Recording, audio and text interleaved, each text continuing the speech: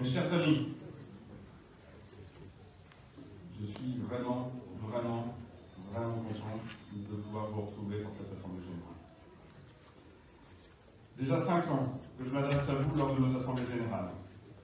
Voici donc le moment de faire un premier bilan à la fin de ce premier mandat.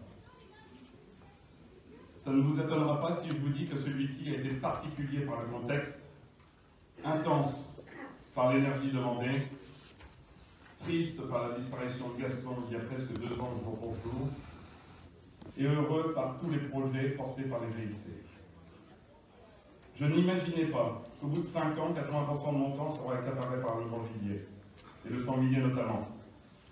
Alors que je commençais le mandat en partageant mon temps équitablement entre le petit gibier, le grand gibier et l'animation de nos structures. Le Covid nous a empêchés de nous retrouver dans nos réunions locales et je dois avouer que c'est un manque cruel pour moi. Se rencontrer, dialoguer, échanger me permettait d'analyser vos attentes et vivre les après-réunions m'a permis de vous connaître tous partout. C'était le sens premier de mon engagement associatif. Je suis fier de ces 5 années passées, car les administrateurs ont été travailleurs et efficaces, les collaborateurs dévoués et bienveillants, et les chasseurs exemplaires dans la gestion de cette pandémie, sans jamais prendre de risques et en respectant les consignes gouvernementales. C'était le sens de nos accords avec l'administration, qui a accepté de nous faire confiance et nous permettre, contrairement à d'autres départements, d'être en action pour continuer les prélèvements. Je les en remercie vivement. En matière de petit gibier, nous avons boosté les GIC dès l'automne 2017 pour qu'ils repartent dans une logique de projet, de réimplantation de perdrix, ces 25 000 oiseaux qui ont été remis sur le terrain, mais aussi du faisan, ces 30 000 oiseaux. Il fallait aussi repartir dans une dynamique d'aménagement des plaines. 1500 hectares de jachères faune sauvage ont été ensemencés, 20 km de haies ont été plantés pour un budget annuel de 40 000 €. Et nous restions toujours offensifs sur les prises de prédateurs avec un budget annuel de 140 000 €. Les résultats sont très positifs en lièvre et en faisan, qui explosent et s'adaptent dans nos plaines. Ils sont plus mitigés en perdrix grise, qui subit de plein fouet les mutations agricoles et les changements climatiques. Heureusement, nous avons changé la règle de prélèvement pour passer à une limitation du nombre de jours, encourageant ainsi le piégeage, l'aménagement et l'agrainage, rendant la gestion de l'espèce plus incitative et vertueuse. Pour le faisan, le non-tir des poules n'a pas été imposé par la Fédération, mais est devenu une recommandation forte qui est bien comprise et bien appliquée dans le département. En matière de grand gibier, je ne vous parlerai pas des prélèvements, mais plutôt de l'action de notre fédération dans la mise en garde de voir les sangliers devenir hors de contrôle. Depuis le printemps 2017, nous n'avons eu de cesse de prévenir, de rencontrer et de convaincre les chasseurs du risque de trop de sangliers. Beaucoup nous ont écoutés heureusement. Avec ces 2 années de forte glandée, 2019 et 2020, les populations ont explosé. Et sans ces mises en garde, nous aurions certainement fait de même. Le pire a été évité grâce à une bonne anticipation fédérale et à une gratuité des bracelets réattribués en 2019 et en 2021. Concernant le cerf, la Fédération a souhaité travailler sur le vieillissement des mâles. La règle d'attribution a changé en minimisant les dotations de cancer et en durcissant le critère de prélèvement. Je pense que nous en verrons très rapidement les effets lors de nos prochaines expositions de trophées. En 5 ans, de nombreux GIC ont connu un changement dans leur fonctionnement avec l'arrivée d'un agent de développement. De 13 agents en 2017, nous sommes actuellement à 22 sur les 25 GIC regroupés ou non. Cette politique de garderie fédérale, basée sur le timbre en poids pour 21 € par permis, renforcée par la taxe à l'hectare de 50 centimes sur tous les hectares, a permis ce profond changement. Une femme et des hommes formés en charge de la garderie, des espaces et des espèces, au service des chasseurs. Voilà le challenge que nous étions fixés, et c'est une grande fierté d'avoir transformé l'essai. L'équipe de collaborateurs a profondément changé en 5 ans, avec 6 départs à la retraite et un départ souhaité. L'arrivée de 3 nouveaux collaborateurs sur le permis de chasser, les formations, les zones humides, le petit gibier et l'entretien permet de compléter l'équipe, de la renforcer et de répondre à de nouvelles demandes. Vous le voyez, ces 5 années ont été riches en évolution pour notre fédération, sans jamais la révolutionner. L'homme reste au cœur de chaque chose. Il faut proposer, discuter, échanger, débattre bien sûr, innover, imaginer, s'engager. Je ne doute pas une seconde de l'engagement du futur Conseil pour répondre aux objectifs de demain. Ces 15 administrateurs, renforcés des 11 suppléants, porteront le projet de la fédération qui s'articule autour de 4 axes essentiels pour les 5 prochaines années. La communication et les formations, les fondamentaux fédéraux, les indispensables pour réussir et l'ouverture aux autres. Commençons par la communication et les transformations. Comme vous l'a présenté Dominique tout à l'heure, le nombre de jeunes et de moins jeunes, puisqu'ils viennent de 15 ans jusqu'à 77 ans cette année, voulant passer l'examen de chasse, est en forte augmentation.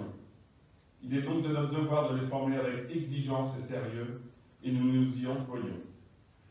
Je tiens ici à remercier l'ensemble des formateurs bénévoles qui œuvrent sans compter. La formation est un acte important car il nécessite la remise en question et la volonté de s'adapter. Je pense notamment à la formation sur la sécurité. Vous le savez, nous devons tous participer à cette formation d'ici 10 ans. Nous avons fait le choix de le faire de façon dématérialisée, suivant le modèle conçu par la Fédération nationale des chasseurs. 3 heures de présentation et de questionnement pour valider ce module indispensable, pour avoir la crédibilité et montrer ainsi que nous sommes responsables. L'actualité bien tragique de la fin de saison doit nous inciter à encore plus de prudence, et ces piqûres de rappel dans la formation sécurité doivent être prises comme un atout plutôt qu'une contrainte. Mais cette actualité doit aussi nous alerter sur les dérives faites par nos opposants qui s'emparent de ces tragédies pour s'attaquer à notre passion de façon fallacieuse. La communication doit rétablir la vérité. Nous devons communiquer plus en amont, sortir de notre réserve naturelle pour expliquer notre art de vivre, pour présenter notre passion et notre implication dans le tissu rural.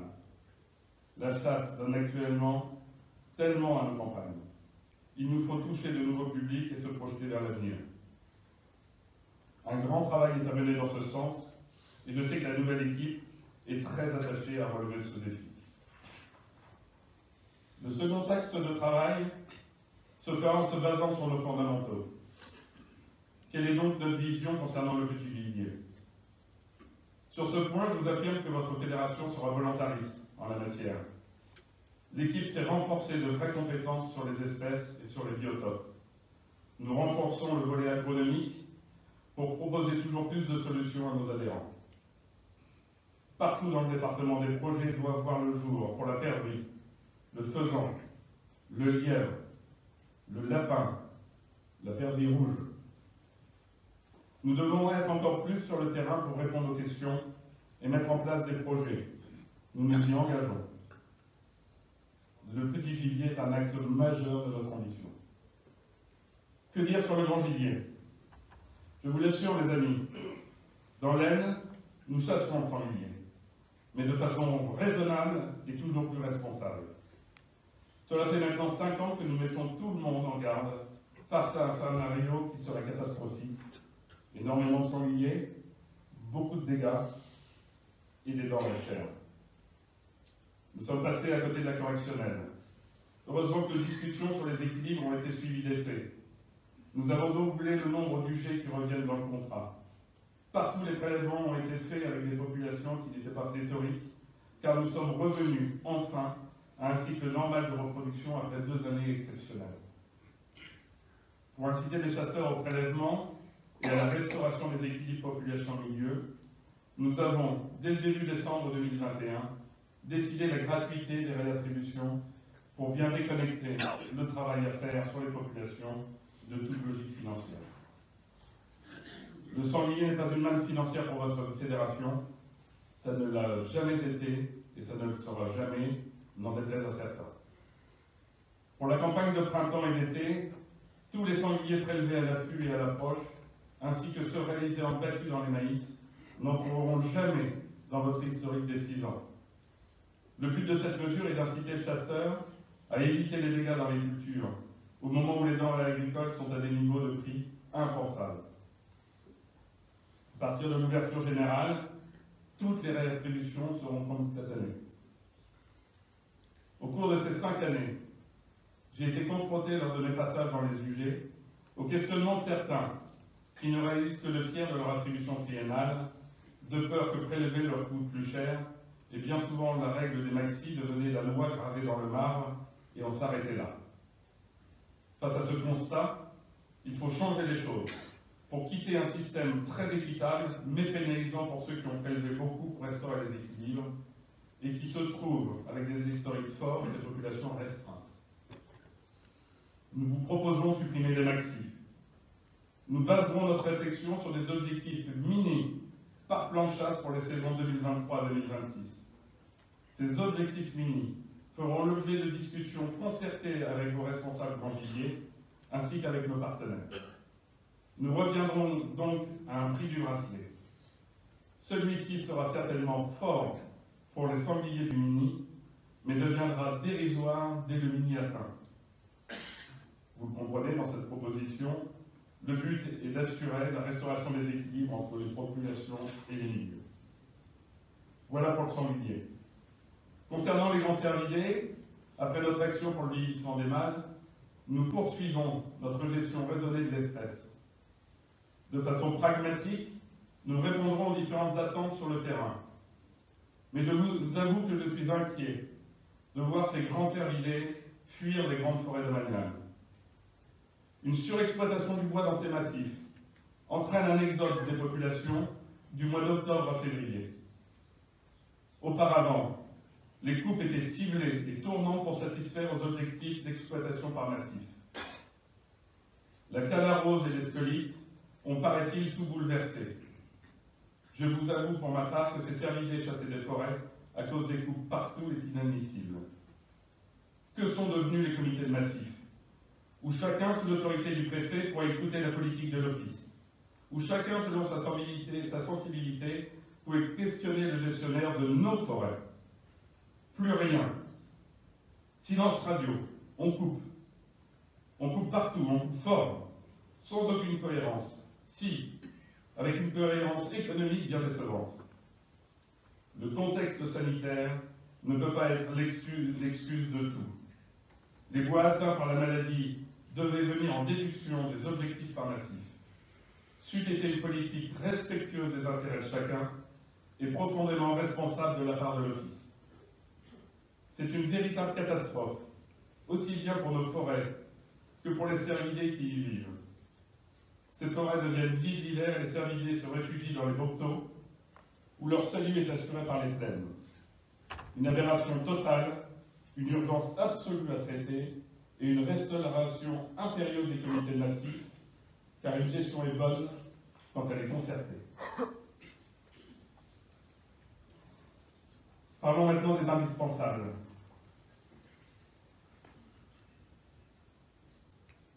Voilà une transition toute trouvée pour vous parler des indispensables dont a besoin la Fédération pour réussir dans la gestion des espèces de grand gibier. Tout d'abord, des partenaires présents et objectifs. C'est la partie du discours où ça peut gratter un peu. Je m'en excuse, Robert, mais c'est plein de gentillesse tout de même. Le monde agricole ne peut pas seulement se cantonner à un rôle syndical sans avoir une vision supérieure. Trop facile de dénoncer et d'oublier de comprendre. Malheureusement, l'évolution de l'agriculture a modifié le comportement des grands animaux, qui trouvent plus de quiétude dans les champs dès le mois de mars jusqu'en novembre, voire en décembre. Rendez-vous compte, 8 à 9 mois hors de nos forêts. Face à ce constat, il faut réagir. Les agriculteurs doivent impérativement faire partout des plans de chasse, pour devenir acteur dans la gestion des populations. Je comprends bien que chaque agriculteur ne peut pas devenir chasseur, mais il peut déléguer son droit de chasse. C'est une nécessité si nous voulons contraindre les animaux à n'être que de passage dans les plaines plutôt que d'y vivre. L'agriculture doit être lucide dans ses choix. Je pense à la méthanisation. Je ne vous donnerai pas là mon point de vue personnel, mais je prends ce dossier de façon très pragmatique. 2 cultures par an, et généralement des cultures à forte végétation, car ce qui est important, c'est la quantité de matière. Donc 2 cultures par an pour héberger des animaux à des périodes où généralement la plaine n'offrait plus de couvert. Il est donc fondamental de parler de taille maximale de parcelles. Si elles sont trop grandes, ça ne sert à rien d'y mettre des chiens, car les animaux n'en sortiront pas. La taille idéale semble se situer entre 10 et 15 hectares. Il peut y avoir des parcelles plus grandes, mais entrecoupées de bandes culturales de régulation et d'action. Que penser de la coupe des seigles, fin mai, en pleine période de reproduction des espèces? C'est un vrai carnage.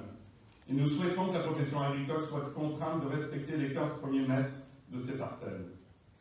80% des petits animaux de plaine font leur gestation ou leur couvaison dans ce périmètre. Il faut donc le sanctuariser. Il en va de la crédibilité de l'agriculture. Ce que nous demandons à la profession agricole n'est pas une norme, et je le redis, appropriation des droits de chasse pour que l'agriculteur soit acteur, limitation de la taille des parcelles pour la méthanisation, et sanctuarisation des 15 premiers mètres en cas d'ensilage des cultures à des périodes critiques pour la petite faune de plaine. Je pense que ce sont des objectifs atteignables par le monde agricole. Les forestiers sont aussi des partenaires naturels pour les chasseurs, et je m'efforce de plus en plus à comprendre leurs objectifs. Il est évident que la forêt, comme les champs, ont des critères de production. La méthode Brossier-Palu est une méthode sensée pour parler d'équilibre forêt-gibier. Mais je vous en conjure, messieurs les forestiers, ne lisez pas que les pages qui vous intéressent en me mettant de travailler sur les pages 54 à 58, qui parlent de l'amélioration de la capacité d'accueil. Au début de ce triennal, en mars 2020, nous avons acté une augmentation des attributions cervidées dans des zones que vous pointiez comme en déséquilibre.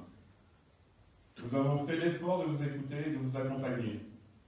En contrepartie, vous deviez, et je parle ici de l'Office, nous donner certaines données, comme la répartition des vagues par lot la première année.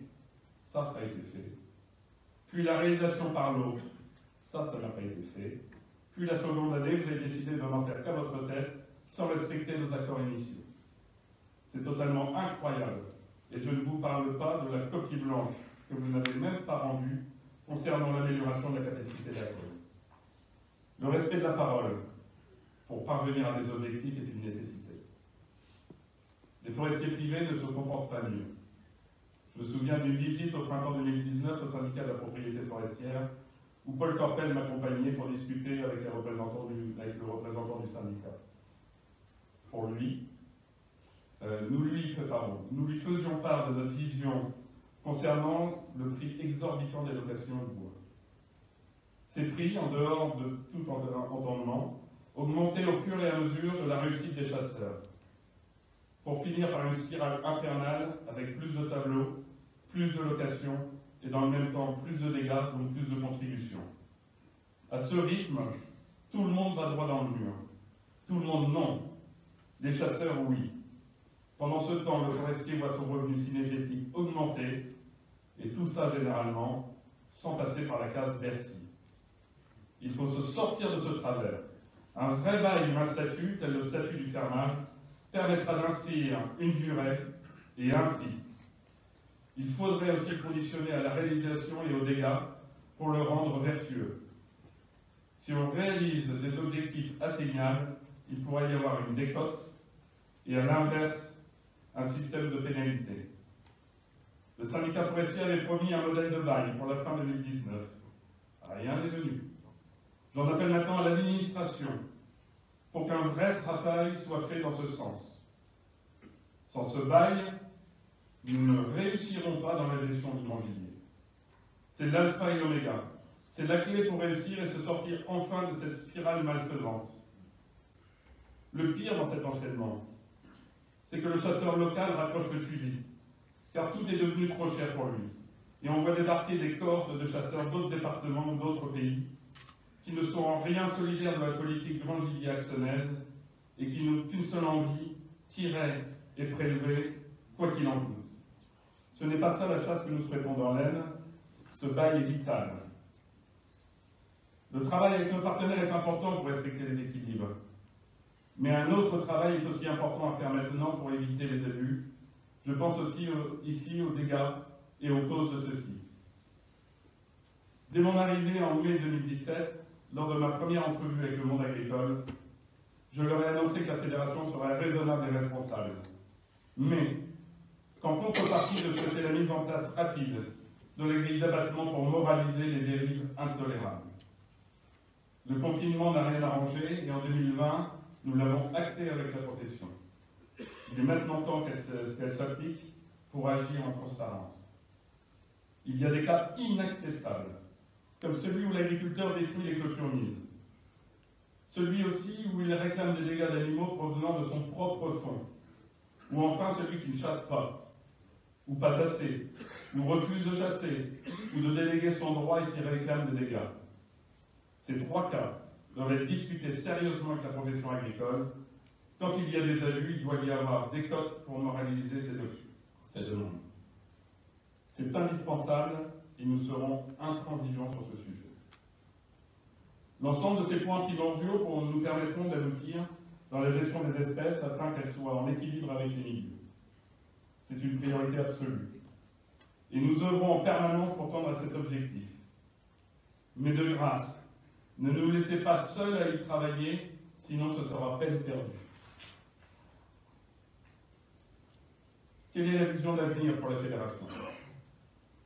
Cet avenir ne se fera pas sans les hommes. L'homme est au cœur de toute chose et tout devient possible s'il accepte d'imaginer, d'évoluer et de progresser. Pour cela, la Fédération s'est comptée sur ses collaborateurs. Une équipe resserrée, volontaire, dynamique, sérieuse, boulonneuse, solidaire et chaleureuse, qui se met en quatre pour ses adhérents. Je les remercie pour tout le travail fourni pendant cette pandémie et pour leur motivation sans faille. L'équipe d'administrateurs et de suppléants qui arrive donnera une nouvelle impulsion avec de nouveaux défis à relever. Je sais que vous les relèverez et que demain ces objectifs seront les vôtres. Nous avons aussi misé il y a 5 ans sur le déploiement des agents de développement, partout dans le département. Sur les 25 structures associatives, 22 sont dotées d'agents. La moyenne d'âge ne doit pas excéder 30 ans.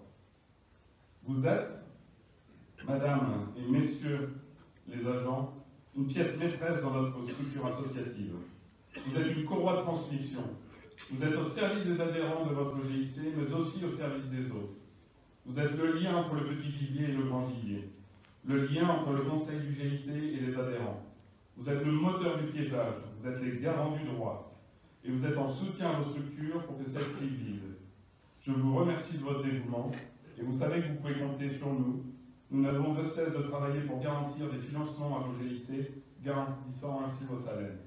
Ça occupe une grande partie de mon esprit et merci à vous tous. Si je vous parle des collaborateurs et des agents de développement à ce moment de mon discours, c'est évidemment pour les remercier, mais c'est surtout pour que vous perceviez leur rôle fondamental dans ce qui sera certainement le grand chantier du monde agri-sourd. Inscrire les chasseurs dans les territoires, mais auprès également des collectivités territoriales. Ce qui renforcera la chasse, c'est quand d'autres en parleront en bien pour notre implication et pour les services que nous pouvons rendre à la société. L'échelon que nous avons choisi est l'intercommunalité, les 14 communautés de communes et les 5 comités d'agglomération de notre département. Nous les rencontrons pour échanger avec eux sur les problématiques rencontrées par les maires qui sont de plus en plus souvent seuls pour tout gérer. Sur quelques points précis, nous pourrons leur venir en aide pour solutionner des nuisances faites par les pigeons sur les édifices publics, par les lapins dans les cimetières, par les ragondins dans les étangs et les cours d'eau. Nous pouvons aussi rendre service lors de collisions avec du gibier sur les territoires communaux. Nous pouvons également aider à retrouver les auteurs de dépôts sauvages. Tous ces petits services sont importants pour un maire. Les rencontres avec eux nous permettront aussi de discuter sur les dégâts commis dans la commune par les ésodes, des espèces susceptibles d'occasionner des dégâts. Il faut créer du lien avec les représentants des communes. Demain, ce seront eux qui nous défendront grâce aux actions que nous avons eues à leur côté. Les agents auront ce rôle-là à jouer. Pour être vraiment complet, dans les missions que nous pouvons proposer, il faudrait que le statut des agents de développement soit revu par le législateur afin de les doter de certains pouvoirs de police. Notre présence sur le terrain est vraiment un atout pour les maires en ce qui concerne la circulation sur les chemins communaux. Ce partenariat gagnant-gagnant avec les intercommunalités leur permet à moindre frais de répondre aux besoins des maires et nous permet d'assurer financièrement le salaire de l'agent du GIC. À ce jour, nous sommes engagés auprès d'une communauté d'agglomération et de 3 communautés de communes. C'est un formidable challenge pour la fédération et les intercommunalités sont vraiment ravis du service rendu. Demain, ce seront eux qui diront que les chasseurs ont un rôle essentiel dans les territoires. En s'ouvrant sur les autres comme cela, il ne faut pas oublier l'ouverture existante depuis 16 ans avec nos amis de Natura Agora. La pandémie presque terminée, nous pouvons reprendre nos cycles d'échange et de partage avec la Fédération de pêche, avec le comité départemental de la randonnée, avec l'association des colombophiles, avec la Maison de la Nature et de l'Oiseau, avec l'association des chemins de Hauts-de-France, avec l'ADRE, avec les apiculteurs et avec notre cabinet d'études Natura Agora Développement. Ensemble, nous échangeons afin que l'autre qui vit sur le même territoire ne soit pas un inconnu. Il nous faut tisser des liens étroits entre les autres utilisateurs de la nature. C'est pour nous naturel et primordial. Pour terminer, mes chers amis, je souhaitais faire quelques remerciements comme à la coutume. En premier lieu, à nos associations spécialisées, à leurs présidents et à leur conseil d'administration, à Jérémy et les jeunes chasseurs, à Michael et les chasseurs de gibier d'eau, à Manu et les chasseurs de grand gibier, à Pascal et les chasseurs de pigeons, à Luc et les chasseurs de bécasses, à David et les archers, à Frédéric et les gardes et piégeurs, à David et les déterreurs, à Sébastien et les conducteurs de chiens de sang. À vous tous qui entretenons des liens forts et étroits. Nous discutons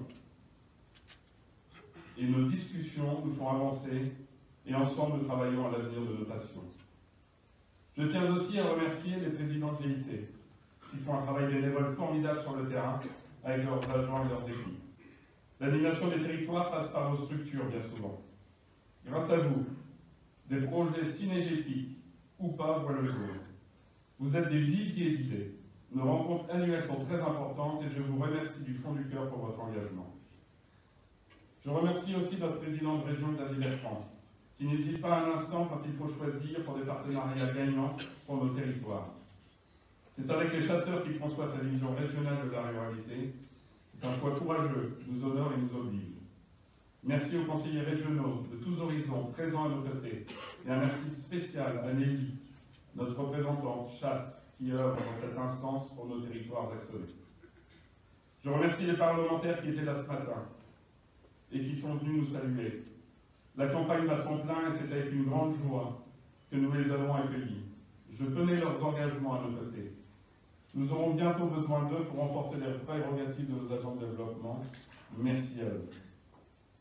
Je remercie le président Fricoteau du conseil départemental. Nos rencontres sont pleines de beaux projets éducatifs et environnementaux.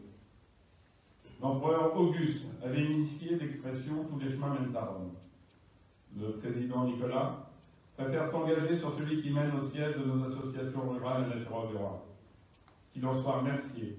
Je remercie aussi les conseillers départementaux qui œuvrent pour la reconnaissance de notre passion. Je remercie, et c'est assez rare pour le souligner, l'administration de ce département. En premier chef, monsieur le préfet Campo, avec qui nous avons rapidement pu construire une relation de confiance. Nous avons posé l'ensemble des dossiers sur la table et il a accepté de faire confiance à nos actions. Mais en cas de défaillance, il reprendra la main, les choses sont dites. Il n'y aura pas de défaillance de notre part. Notre engagement est total, même sur les sujets délicats. Nous ne fuirons pas. Il est difficile parfois de se faire comprendre par notre administration de tutelle.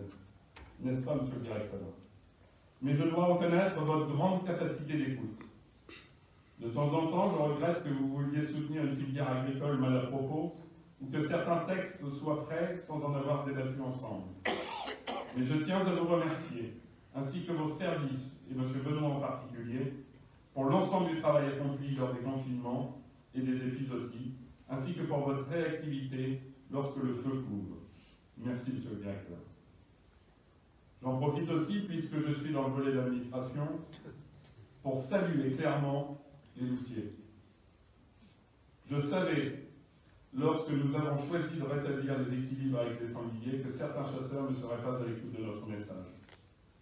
J'ai empêché les louvetiers d'intervenir au début du mandat, malgré le souhait de la profession agricole, car le temps des avertissements n'était pas écoulé. Puis nous avons demandé que les louvetiers rentrent en action. Ça nous a permis, le moment venu, de piquer les fesses de certains récalcitrants. Et ça a été un moyen supplémentaire pour envoyer les sangliers dans les bois.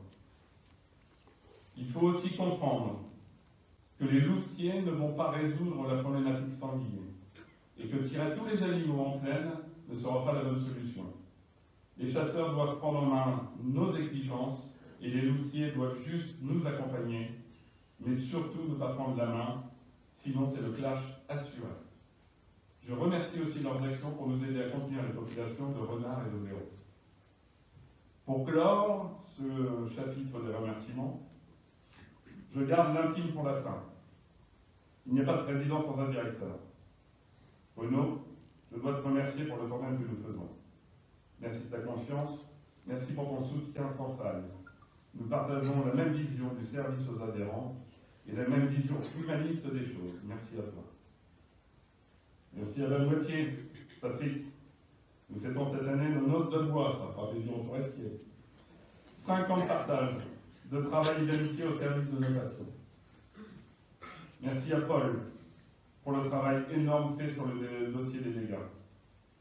Tu es un modèle d'abnégation et un bel exemple pour nous tous en gardant coûte que coûte ton optimisme. Je suis fier de travailler à tes côtés. J'ai un remerciement également spécial pour Frédéric qui a préparé cette salle, et cette scène plutôt, pour le décor qu'il nous fait. Je sais que le terme de ton contrat approche d'ici quelques mois, mais j'espère que tu resteras à la fabrication de nos petits décors. Et je remercie Martine et Nicolas pour l'organisation de cette Assemblée Générale. Pour vraiment conclure ce coup-ci, je voudrais vous parler d'Henry et vous raconter ce qui se passe dans cette branche de notre famille. Il y a 3 ans, Louis Turquin était venu à ce micro pour motiver les chasseurs à défendre l'ennemi face à ces agresseurs qui venaient perturber les chasses. Il y a eu une magnifique mobilisation de tous les chasseurs au début, puis comme les opérations se prolongeaient tous les week-ends, les jeunes veneurs ont demandé à d'autres jeunes de venir défendre leur mode de chasse et leurs valeurs. 3 ans après, le nombre de jeunes pratiquant la vénerie a explosé. C'est un flot de jeunes qui rentrent dans tous les équipages. Il aura fallu être acculé pour renaître. C'est impressionnant et rassurant pour l'avenir. Prenons exemple sur ce que vit la vénerie pour avoir la même réussite. Défendons nos valeurs partout, parce qu'elles sont saines et légitimes. Je suis confiant en l'avenir.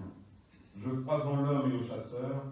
Je sais que nous tiendrons toujours nos engagements et que la nouvelle équipe est taillée pour relever les défis de demain en portant haut les valeurs de la Fédération. Merci de votre écoute. Vive la chasse et vive la ruralité.